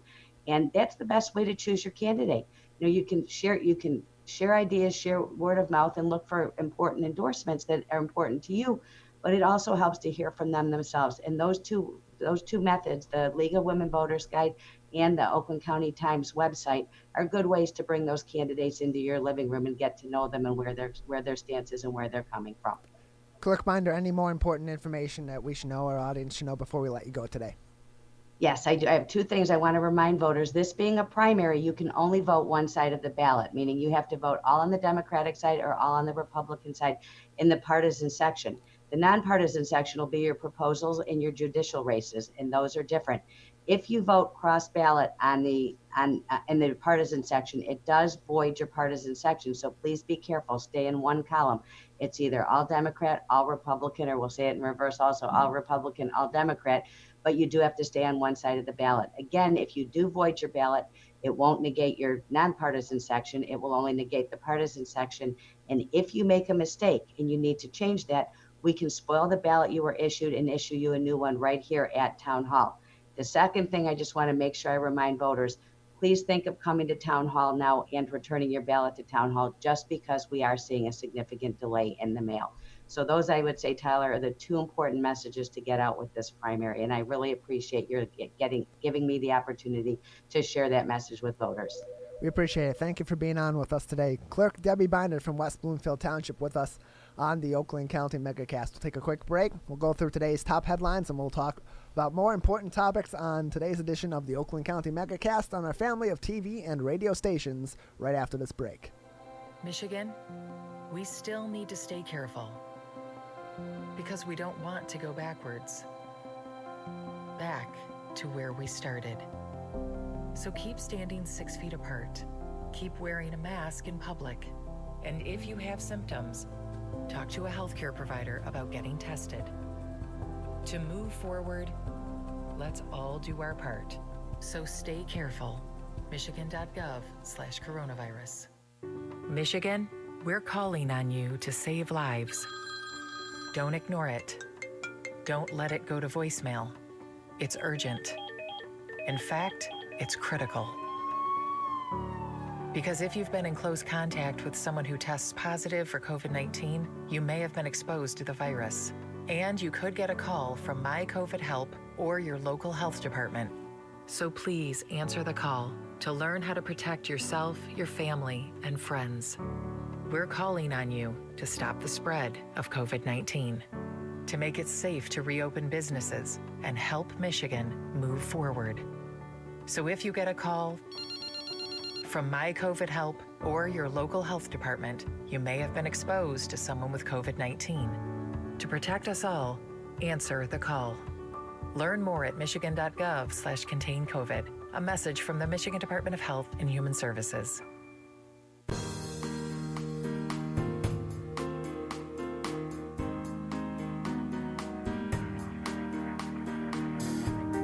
Welcome back to the Oakland County Megacast. I'm Tyler Keefe alongside Ronnie Dahl in the studios of 89.3 Lakes FM and Civic Center TV, our flagship stations alongside Birmingham Area Municipal Access and 88.1 WBFH. The BIF. In addition, today we are on the West Bloomfield Township Clerk's Office's Facebook page, and we appreciate Clerk Debbie Binder being on with us today and having us broadcast on her office's Facebook page via Facebook Live, as we have a partner each and every day in our community that we partner with to broadcast our show live.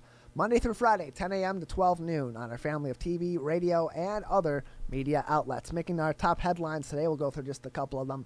The League of Women Voters wants Michigan's Supreme Court to take up its case. The League of Women Voters is attempting to take its case to the Supreme Court, appealing a decision that requires absentee ballots to be received by local clerks by the time polls close on Election Day. The league says voters should have their ballots count if they are able to put them in the mail by Election Day. Quote, the unconstitutional barriers to absentee voting in Michigan must be corrected immediately, said Christina Schlitt, the president of the League of Women Voters of Michigan, in a statement. While the league is asking the Supreme Court to take on the case, there is no guarantee that it will take the case. The League of Women Voters sued the state in May, arguing that the absentee ballots should be allowed to be received after Election Day as long as they are postmarked on or before Election Day. And it is currently election law, Ronnie, as we spoke to Debbie Binder about, that they have to be in by the time the polls close on Election Day. And from this article, reading it more extensively before the show, it's my understanding that if this does go to the Supreme Court and a ruling is made, it likely wouldn't be made in time for the August primary. But if the decision were to be changed, that may be in place potentially by November for the general election. And this is a story we'll continue to follow because it impacts so many of us. But in the meantime, you want to make your vote count.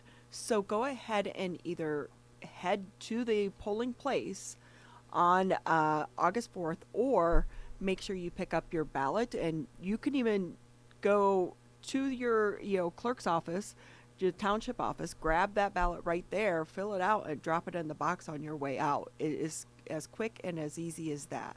And a lot of these municipalities also are putting different systems in place and different operations in place to collect these absentee ballots in a way that is easy for the voters and ensures that they are able to deliver their ballots directly to the clerk's office without having to worry about delays in the postal system. So we'll keep up on that as well and keep you informed no matter where you're at in Oakland County, tuning into us each day, Monday through Friday from 10 a.m. to 12 noon, that you know where and how you can submit your absentee ballots should you be voting in that manner in these upcoming elections. Other news making headlines at civiccentertv.com/coronavirus. Michigan reports 489 new coronavirus cases on Monday, now surpassing 74,000 total cases according to most recent data provided by state officials on Monday. Michigan reported, of course, 489 new cases yesterday, bringing the state total to 74,152. The state also reported 7 new deaths being attributed to the coronavirus, which brings Michigan's COVID-19 death total to 6,126. As of Friday, Michigan reported 55,162 residents who have recovered from the coronavirus. Michigan currently ranks 13th in the U.S. in total coronavirus cases, according to data gathered and provided by the World Health Organization, which factors in probable cases as well as confirmed cases of COVID-19. So a little bit above the middle of the road, Michigan is in terms of total cases, but still in terms of these current spikes over the last couple of weeks, Michigan's still doing pretty well, starting to level off their spike a little bit, which may be good news. And we'll, of course, keep on top of that and continue to inform you, the listeners, and you, the viewers, about what that means. Sadly, to some degree, the spikes were somewhat expected because of the 4th of July holiday. People were going to get together, they were going to have family barbecues or head out on the boat and interact with one another in a larger group than what they have been doing. So we did somewhat expect to see those spikes. The good thing is we are nowhere near where we were in March and April, and let's just hope those numbers continue to level off so we can get to phase 5.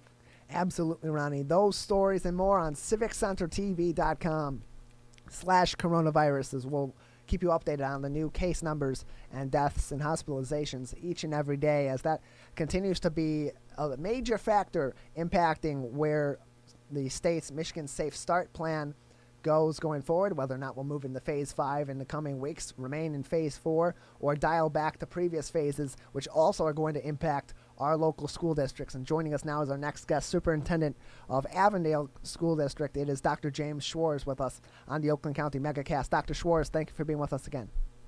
Great, thank you. Thanks for having me. It's been a little while since we've last spoken. How's the school district been adjusting to everything, to all these new factors coming into play in the last several weeks? Yeah, it certainly is a fluid situation, and certainly we're planning on 3 different plans, which the governor has required of all school districts. So coming up with a remote plan that would satisfy if the state were in phases 1 through 3 of her state reopening plan, phase 4, which we're currently in now of her plan, and then stage 5. So we are currently in the mode of planning for all of those phases in the event that we have to toggle between those phases as the governor decides what phase for us to be in. So right now we're in phase 4. We're planning forward to be opening school as if we were in phase 4. And so that has been the premise of our work most recently.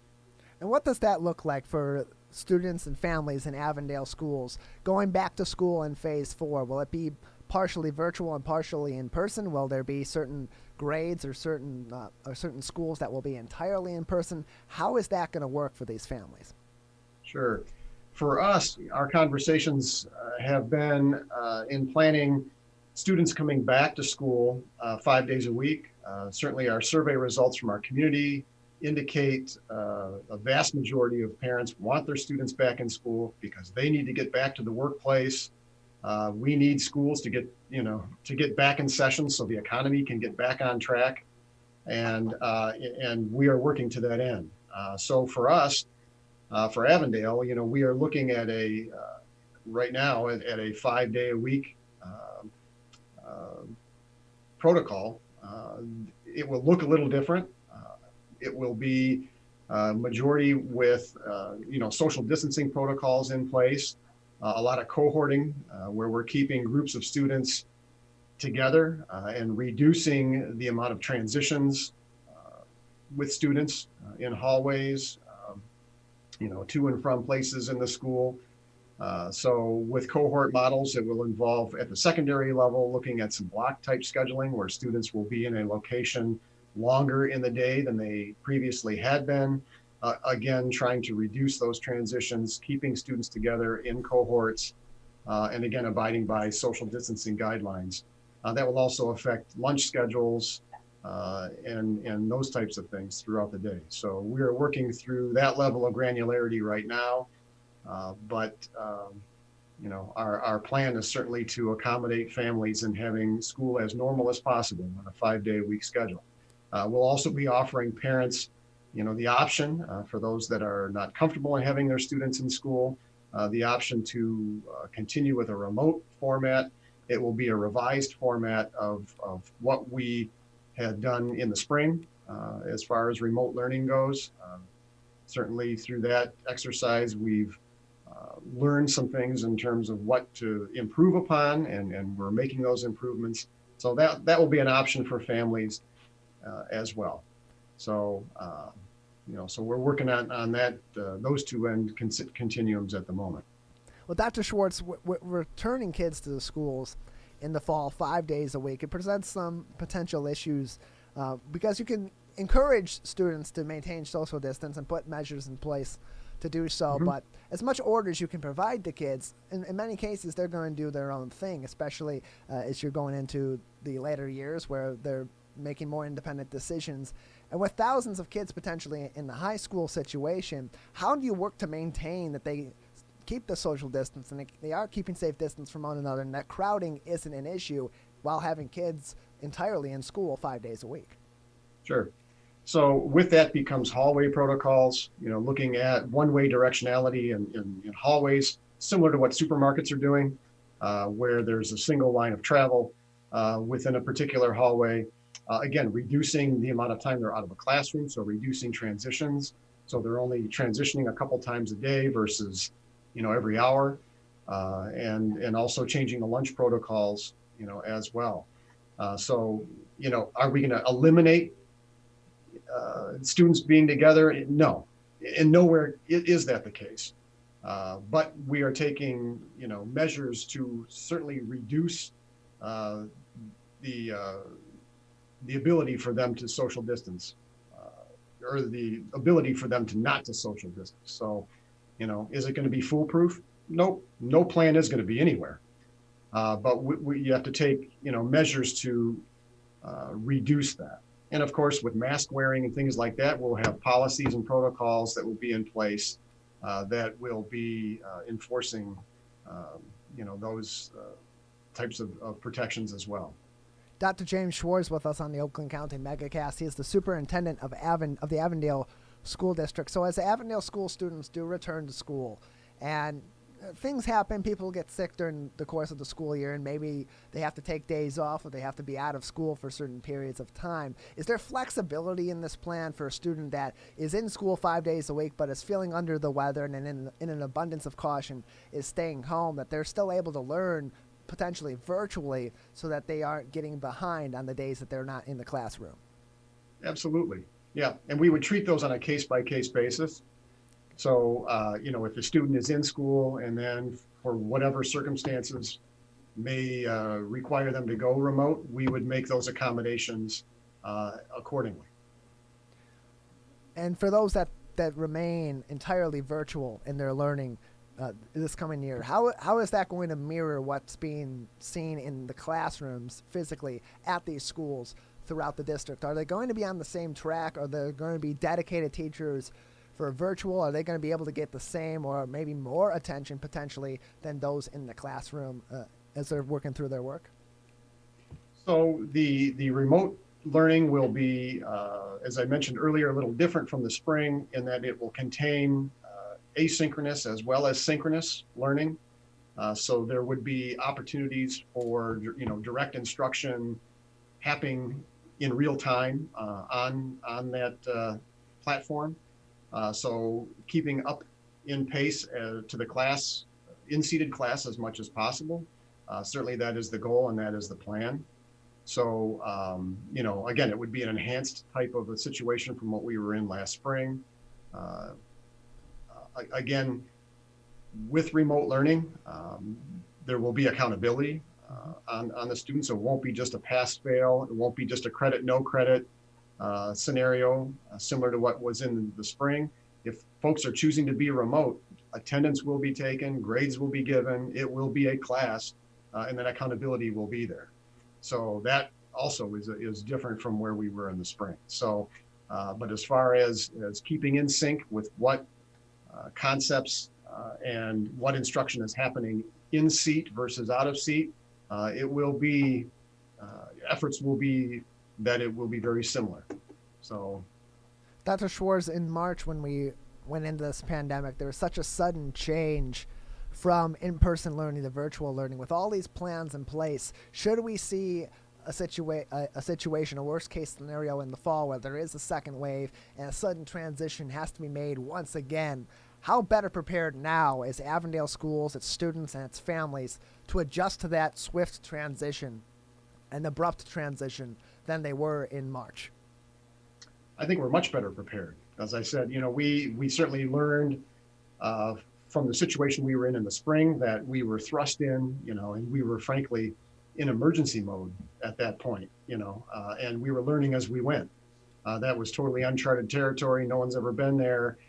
Having been through that experience and getting the feedback from our staff, getting feedback from students and families, we've learned what to do and what not to do, or what to enhance and how to improve that situation. And so, we've done that.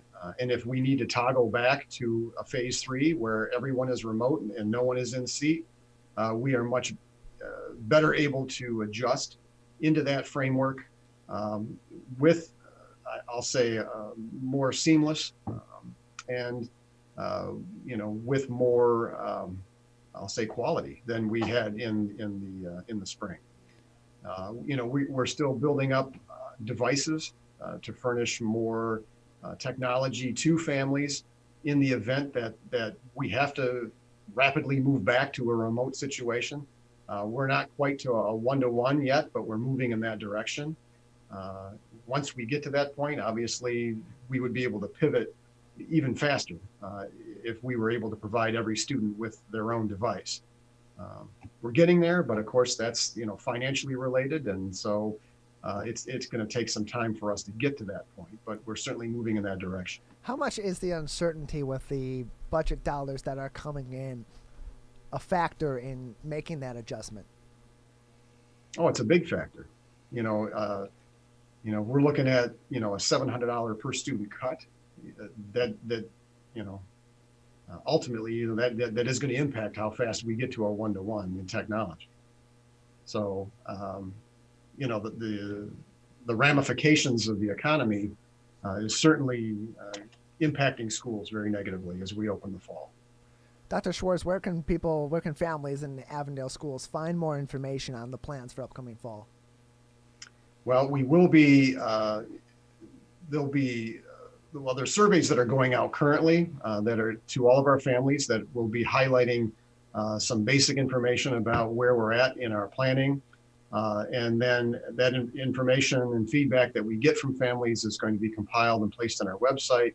And we're also going to be hosting some town hall meetings that will be coming up in the next couple of weeks that will highlight questions from parents, from elementary parents, and likewise we'll have town halls with secondary parents that will answer questions from that end of things. So there will be a series of informational sessions coming out as we granulize the details of our planning. Dr. Schwartz, anything else you'd like to touch on today before we let you go? No, I just appreciate you getting on. And of course, there are a number of details, obviously, as one can imagine. And of course, with all of those details come a variety of opinions and from various places. And we're doing our best to incorporate as much feedback as we can in informing our plans. And a number of things are non-negotiable. Folks think that, the school district has ultimate authority to create whatever it wants. Well, it does not. We are under requirements that come from the state, that come from the governor, and we also have protocols and requirements that are coming from the Oakland County Health Department. So we have a lot of opinions on masks and temperature taking and all of those things. And frankly, a lot of that decision making is out of the school district's hands. That is in the hands of health department and government and governor and those types of things. So, and those are things that we have to abide by and that become non-negotiables. So, there are folks that think, the school district can do what it wants and mandate what it wants. It can't in many cases. So, and again, those things will be spelled out as we give information and have town halls and things like that. Well, Dr. Schwartz, we appreciate having you on with us today. Yeah, I appreciate it. Thank you so much. Thank you. Dr. James Schwartz, Superintendent of the Avondale School District, with us on the Oakland County Megacast as continued complications are in place for planning for schools in the fall. Every school district has a different plan, and every different plan has its different points that need to be adjusted and need to be prepared for going into the fall. And it definitely seems like Avondale Schools has that under control, and they're working on those last few points. But then you bring in back the continuing looming budget issues and the funding issues for these schools and how that's affecting their plans coming up for the fall as well. Not just the budget, but what happens if in the middle of the school year we go back to phase 3 and then they have to go remote, or if we go to phase 5 and then they start to bring more kids back into the classrooms more. So as he said, this is a very fluid situation, and while a stressful decision for parents, they also have to have grace and patience with our school leaders as they try to navigate this uncharted area going through this pandemic. And make no buts about it, they have been working around the clock since March to prepare for what's coming up in the fall with different variables throughout the entire process. That's not easy for them, and they're absolutely doing their best, consistently thinking about what's best for the children that are going to be in their classrooms, for the staff and faculty that are going to be facilitating learning each and every day, and for families throughout the school district. So we'll take one more quick break. When we'll return, we'll talk to U.S. District Court Chief Judge Denise Hood from the U.S. District Court for the Eastern District of Michigan. You are watching and listening to the Oakland County Megacast on a family of TV and radio stations. Hi, I'm Dr. Jonay Khaldun. I'm the Chief Medical Executive for the Michigan Department of Health and Human Services. The people who are at highest risk of getting severely ill from COVID-19 are the elderly, and those with chronic medical conditions. That includes people with heart disease, diabetes, COPD, or those who have compromised immune systems. People who are in those categories should right now be staying at home as much as possible and not going out if it is not essential. If you fit into one of those categories, those are the things you should do. And if you have a family member who fits into one of those categories, you should be checking in on them and making sure they are following those guidelines. There's something everyone can do to protect the community from COVID-19. This may seem uncomfortable, but so is being hooked to an IV, sleeping in a hospital bed, and fighting for your life. When it comes to COVID-19, comfort is not as important as saving lives. Wearing a mask can greatly reduce the chance of spreading the virus. So mask up, Michigan, every time you leave home. Welcome back to the Oakland County Megacast. I'm Tyler Keefe alongside Ronnie Dahl in the studios of Civic Center TV and 89.3 Lakes FM. In addition, today, as always, we are on 88.1 WBFH, LaBiff, and Birmingham Area Municipal Access. In addition, today, we are on the West Bloomfield Township Clerk's Office's Facebook page via Facebook Live, and appreciate you joining in, whether you're tuning in live during the show on one of those many outlets, on demand on civiccentertv.com, and on YouTube, or watching in short interviews, clips, and videos on civiccentertv.com/megacast. And we are pleased to be joined by our last guest today, who is the chief judge at the U.S. District Court for the Eastern District of Michigan, Judge Denise Page Hood, with us on the Oakland County Megacast. Judge Hood, thank you for being with us today. Thank you for inviting me here today. I appreciate it. We appreciate having you on. So the court systems have definitely had to pivot, as well as many other systems and industries, during this coronavirus pandemic. For those that are unfamiliar with what's been changed in the court system, particularly for the U.S. District Court for the Eastern District of Michigan, how have operations been changed during the pandemic, and how has that impacted working through the caseload at the court? Well, like every place, like all our lives, they have changed dramatically.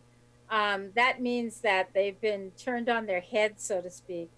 Everyone thinks of court as a courthouse where you come in and you go to a courtroom and there's a proceeding taking place. There's a judge and court people and lawyers. If you're looking for a jury trial, there's a jury in the jury box. And all that has changed, like instantly. You will recall that many people know that the legislature passed the CARES Act, which was to help people deal with the pandemic. And part of that was to allow the judiciary to do a number of things that constitutionally were required to be done in person, particularly criminal proceedings, over video conferencing or over teleconferencing. And so we were given the opportunity to do all of the initial type appearances, arraignments, violations of supervised release and the like, where a person, a defendant, would come into court and actually be before the judge and have a recording of it, and that the public could attend. We were permitted to do those remotely. So basically, since March 24th, my entire court almost everyone has been working remotely. We have a few things that are being done in person now, but mostly still everything is done remotely, including that you can offer a plea if you're pleading guilty and be sentenced via video conferencing.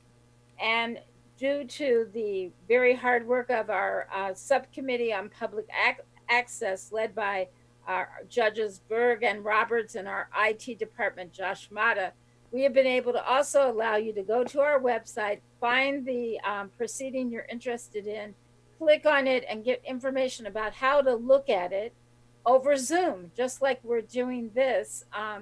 What it allows a person to do is to find the case, and when the case is being heard, to click on that and be like in the audience. Like if you had a Zoom webinar, they would be an attendee versus a panelist. And so we're able to do that. Of course, we have to have the permission relative to pleas and sentencings of the defendants involved. But for all the other initial appearances, we also try to get a waiver of an in-person proceeding And except in a very few instances, we've been able to do that. And then our judges and our other people have been working from home. They've been working remotely. It's been kind of a challenge for some of us who are used to always coming in the office and being on the bench to sit before our computers and have Zoom conferences or Zoom meetings, and to do all of our work without paper, to be doing everything with our computers. So that's a little bit different. We did open up our courthouse for the grand juries to meet. They meet in secret, so I can't tell you too much about that, but we did arrange for them to do that, and in safety, with social distancing and the ability to do a lot of hand washing and great hygiene and cleaning before and after they come in. So we have been turned kind of on our heads. It's a little bit different that the public courthouse would really be something that you watched over the internet. And it's interesting, too, to think about courthouses are not just responsible for administering these court cases and these trials in person and virtually in this case. There's also a lot of work that's being done behind the scenes each and every day to keep detailed records and to process important documents. The U.S. District Court for the Eastern District of Michigan, which you oversee, the court has about 350 employees, operates on a $25 million annual budget, and received nearly 5,200 criminal and civil filings just in the 2018-2019 fiscal year. How has record keeping been impacted by the pandemic? Because it has to be done in a prudent manner, and it has to be done in a way that protects these documents for these cases. Well, one of the things I can say is one of our issues has been the mail, how to get the mail in the building, and then again, how to get it to the various departments that it goes to, how to get it to the judge's office, and then back to the clerks if we need to. But one of the really good things that has happened is several years ago, after the kind of anthrax scare in Washington at the Administrative Office of the United States Courts, we went to electronic docketing. So you can docket almost everything electronically. There are very few things that require even a wet signature from the judge. There still are some things, but not as many as they were before. So I can basically have a sentencing. My court case manager can send the sentencing to me over our court internet. I can sign the judgment papers, or I can approve my electronic signature to be attached. I can send it back to her and she can file it, and none of us ever need to go in the courthouse. But there are some things that we still need to do, like our clerk's office operations department still needs to be able to docket many things. We have pro se filers, and if you go on our website, you can also see a place where if you're a pro se filer who could not file electronically before, can now file electronically during this period of the COVID crisis. If that works out well, we may think about continuing that, but it puts a limitation on the page number and some other qualifications on it, but you can file electronically. So many of the things we can do electronically. But for instance, when we do what we call our duty court, which is your initial appearance or your arraignment, a person is brought into court. Where right now, if they're in one of the county jails where we house people, they just can be remote at the county jail, and we do it over Zoom. If you get picked up by the marshals, you're brought into the marshals lockup, and we actually have used a courtroom in Ann Arbor and a courtroom in Detroit for that defendant to appear over Zoom. So everybody is remote, including the defendant, even though someone has to be at court to make sure that that person is in the courtroom, they're protected, the court is protected, that kind of thing. When we brought in the grand jurors, we need the grand jury room, the jury assembly room, and their managers and employees to come in and make sure that people could come in, that the mail is answered, that the phone calls are answered, that kind of thing. And some of those things need to be done in person, but not all of them. And then, of course, if the grand jury is returning an indictment, there have to be some operations people there to file those documents and to make sure that a magistrate judge or a judge is contacted for the return. And we have, like I said, the mail. We have some people from our court services doing the mail. But most of us are able in these times to do what we need to do from home. Now, one thing we aren't doing yet is jury trials. So if you have a jury trial, you have the right to have it in open court. You have the right to confront the witnesses. There are attorneys on both sides involved. You have to bring in jurors, not only jurors to be selected to serve on the jurors, but then jurors who are willing to come in every day and listen to the case. Now, our courtrooms, they're not set up for social distancing. The jurors basically sit right beside each other. And in the audience, if there are more than 50 people, you probably have to stream it to another court room because our courtrooms aren't that big. And in the middle where the lawyers are and the defendant and the court staff, that's all pretty close spacing. So we're not having jury trials yet, and we probably won't until the fall, but we're getting ready.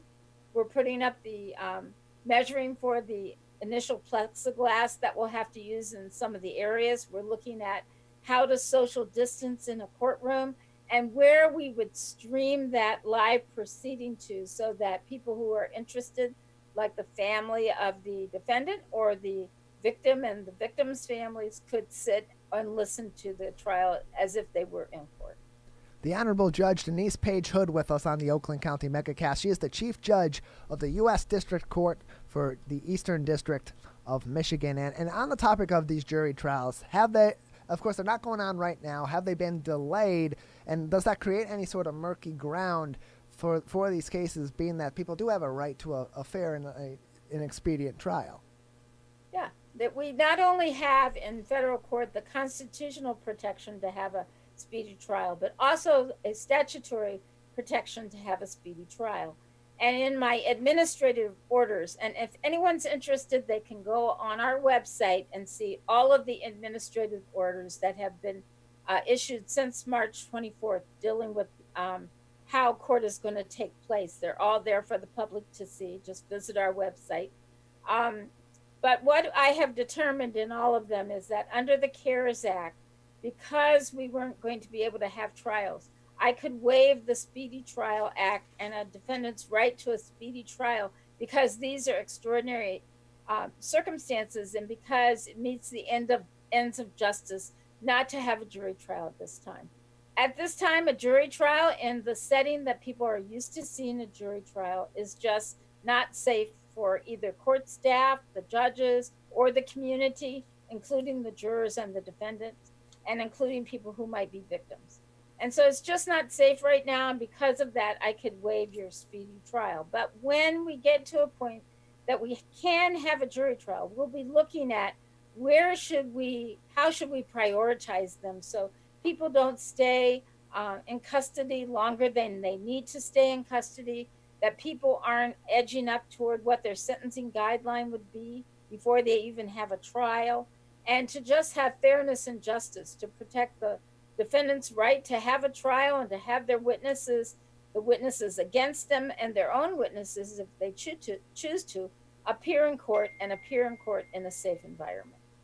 Judge, I'm told by my notes that small groups of employees are expected to start returning this week to the district court for the Eastern District of Michigan. How is that changing plans maybe for going forward? Is there a chance that we may have a hybrid of some in-person cases and some virtual cases as we progress forward toward at least maybe September, when you had mentioned previously that these jury trials may begin once again?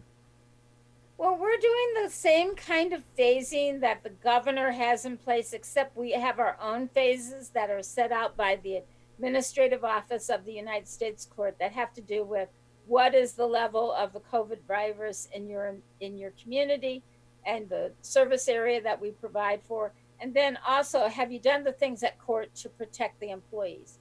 So in my last administrative order, which is 38, I believe, the employees were allowed to come back to court as needed and when requested by a supervisor. And so that means that if there's something that you need to do at court, you can come in and do it. There are some requirements. People have to be tested. People have to screen. They have to engage in social distancing. They have to wear a mask in all the common areas. And so we're getting ready to, and we're phasing people in. For instance, only one person can be on the elevator, where we used to be able to squeeze in 8 people. Now only one can go up at a time. And if you're using the stairs, you have to social distance. It phases us in so we can see, do we have any breakouts of the virus with a small number of people coming in? Then we'll phase in a larger number of people. Pretty soon we'll have some, well, I shouldn't say soon, at least toward the fall, we'll have some in-court proceedings that are short of a jury trial. We even have one judge right now trying a civil bench trial, which means it's a trial before a judge, on Zoom. And so I think that lets us know that there are lots of things that we're doing and we'll continue to do using Zoom, because it doesn't require us to come to court, and the public can still have access to the proceeding. And as long as we can do that, I think some people will use the Zoom for things that they otherwise people brought people to court for, that maybe people didn't need to come to court for. For instance, if you have counsel that's coming from, another state, that person can appear on Zoom, and the local people can appear on Zoom, and the judge and everybody, and it's just as if you're in court, because the public can click on if they want to and see what's happening.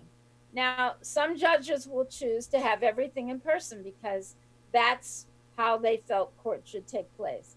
But it isn't any less for you to have your proceeding over Zoom. I'll give you an example. I did a sentencing about maybe 2 weeks ago, and it's a webinar style thing so that people who are interested in seeing the proceeding appear as attendees. And we had not yet had the defendant come in. And even though the people are anonymous, because they're in the webinar, sometimes you can see their name. And we thought a person in the webinar was the defendant. I said, no, the defendant is coming from a jail, and the jail number will come up. And sure enough, I could tell that person, the defendant, that one of his relatives was attending by public access. They were on the Zoom as an attendee because we had, for a second, seen their name. And I think that gave that defendant some, calm about the fact that someone was there in support of him. Even if he couldn't see them, they could see him and they could see the whole proceeding. And later on, when they were able to write to him or potentially visit him, they could tell him about that, how that had occurred. But I think every business is finding that working remotely is something probably good and probably a very useful tool in our toolkit, and the judiciary is just the same. And it's good to hear that our court system is still holding up well and holding up strong during this pandemic. Judge Denise Hood, we appreciate having you on with us today. All right. Thank you for inviting me. Absolutely. Stay safe. You as well. Anytime, we appreciate having you on. U.S. District Judge Denise Page Hood. She is the Chief Judge of the U.S. District Court for the Eastern District of Michigan, with us on the Oakland County Megacast. We appreciate having her on the program today. As we are now just a couple minutes away from the end of today's program, we want to remind you that you can find all the information you need to know on the latest headlines about COVID-19 and other top stories at civiccentertv.com/coronavirus. We have our top stories of the day and also have links to reputable resources from the Centers for Disease Control, the state of Michigan, and Oakland County's direct COVID-19 informational pages. In addition, we have links to all of our local municipalities covered on our family of stations here on the Oakland County Megacast, whether you need information directly from West Bloomfield Township, from the city of Rochester, or the city of Pontiac, city of Troy, wherever you may be, we have access to those municipalities' home pages right here on our website, civiccentertv.com/coronavirus. In addition, if you missed part of today's episode or you missed part of one interview that you want to see in its entirety, you can go to civiccentertv.com/megacast and watch full episodes, short clips, and all of our full interviews in their entirety on our website, civiccentertv.com/megacast. And we'll have all that for you later on today. Today's episode and all of those clips and interviews will be posted on our website on civiccentertv.com/megacast. That is going to do it for today's edition of the Oakland County Megacast. For our entire team, producing the show behind the scenes. Jake Kustash, our booking producer. Larry Nyland, our Zoom producer. Of course, my co-host. Ronnie Dahl and I here in our studio. We would like to thank our guests for joining us today. Thank you for tuning in, and all of our partnering stations for being with us each and every day. Ronnie and I will return tomorrow and the rest of the week, 10 a.m. to 12 noon, right here on the Oakland County Megacast on a family of TV and radio stations.